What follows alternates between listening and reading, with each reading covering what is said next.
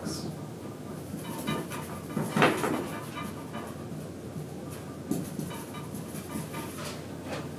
So the goal of this tax to reduce our carbon consumption, or reduce the amount of carbon emitted into the atmosphere. But it could be politically difficult to implement.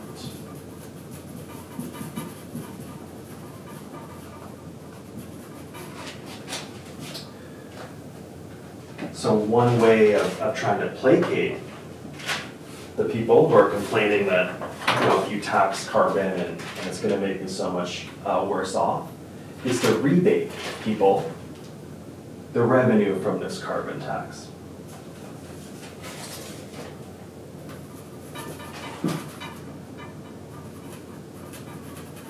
One option will return revenue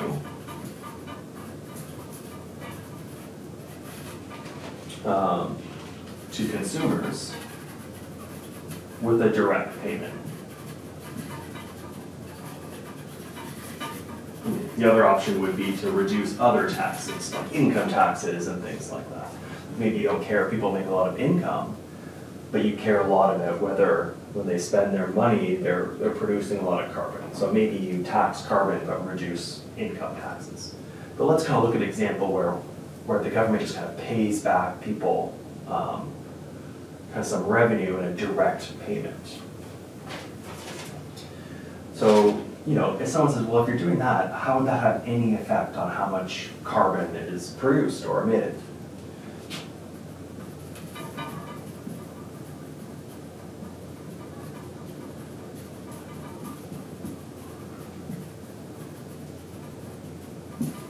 So some critics would say that, and some critics would say it's going to make us way worse off. It's going to be really, you know, it's really politically difficult to implement, and the other parties that are kind of against it can say, well, here's another tax, and yada, yada, yada. So what we're going to do for simplicity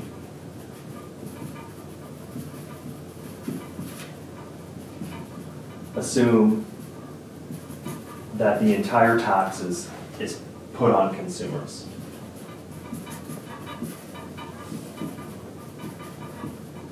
Is passed on. And we know this is not true, right? Like you've learned in first year with the incidence of taxation that, you know, putting a tax in the production of something doesn't mean all of it's going to be passed down to consumers. That's going to depend on elasticity, how much gets passed down. Though maybe some of these goods are really inelastic for consumers, and so producers can pass a lot of them on. Okay, so let's say, so suppose this would increase prices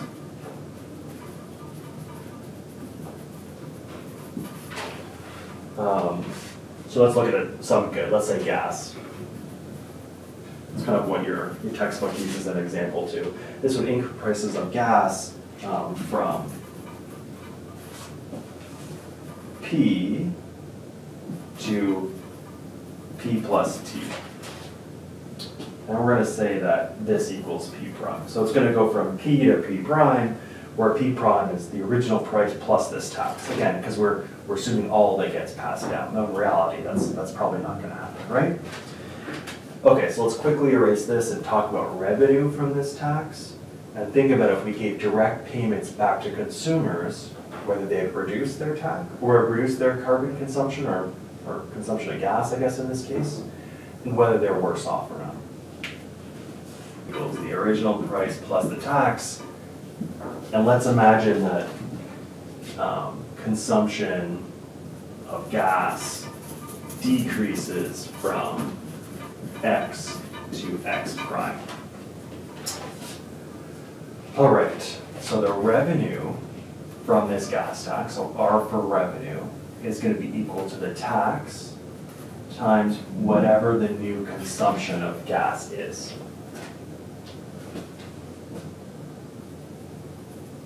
And if we rearrange this, t equals p prime minus p times x prime 1 equals r. So this is the average revenue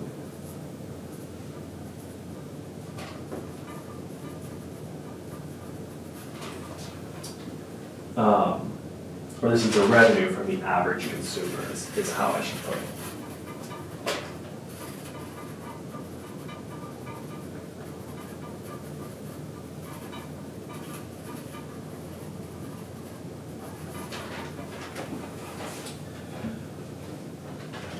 So good X or X1 is gas in this case. Now let's think of the other good as everything else. Or let's say like X1 is carbon goods and Y is going to be non-carbon goods or non-gas goods. So let Y be expenditure on other goods.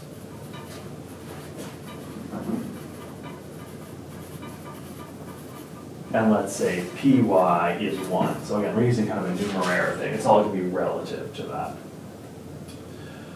So our budget,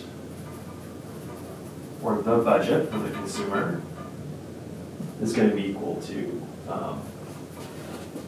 PX, the original one, times X plus Y equals M.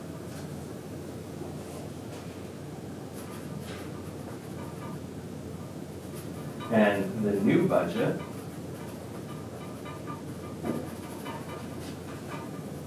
is going to be P plus T times X. I guess I should take X1 since that's what we've been using above. X1 prime plus Y prime equals M plus T X1 prime. So this is expenditure on gas. This is expenditure on all other goods. This is their original income. And this is how much they're getting in that direct payment.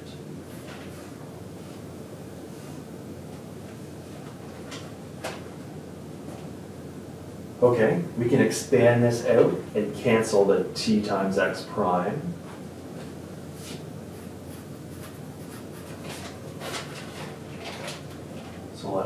We're going to expand this out, and we're going to get P times X1 prime plus Y prime equals M. Now, let's compare this first one to 2 down here. Notice that with the same budget, we're making a different choice originally. We have, once we've canceled out this TX, we have the same kind of income down here, but we're making a different choice. Given that we didn't make this choice originally, we're worse off. We're worse off after the tax than originally.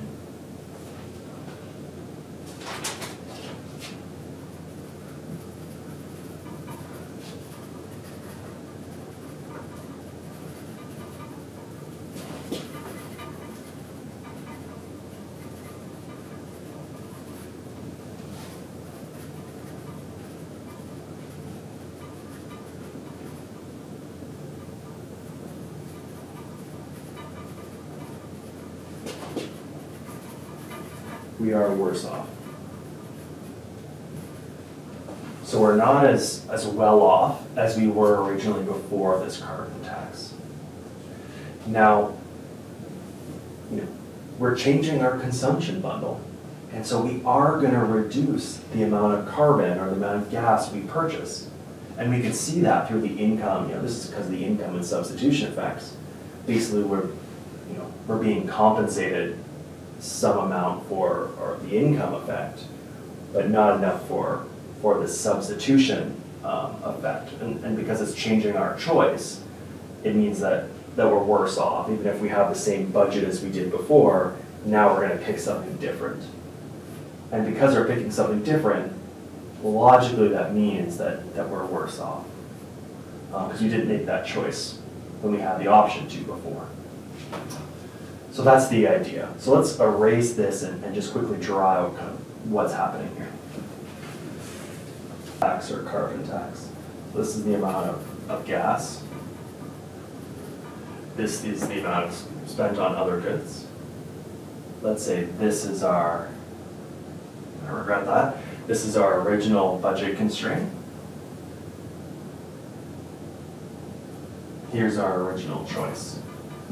So this is y and x is how we drew it before. And so what's happening here is that we're increasing the price of gas. So we're pivoting this in, but then we're increasing income. And so what that's doing is, if I can draw this correctly, it's going to look something like this, where this intercept here is m plus tx.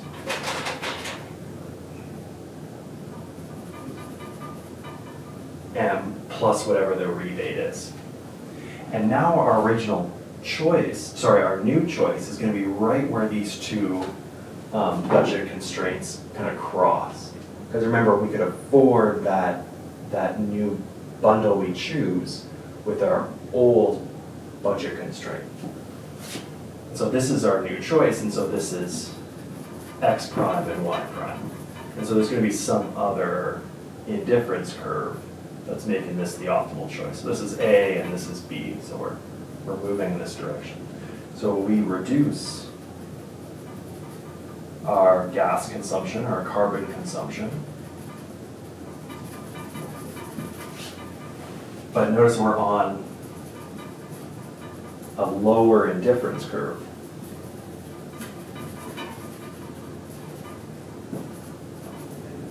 So we're slightly worse off. Not that there's anything wrong with being slightly worse off and reducing our carbon footprint by a lot, but we are worse off.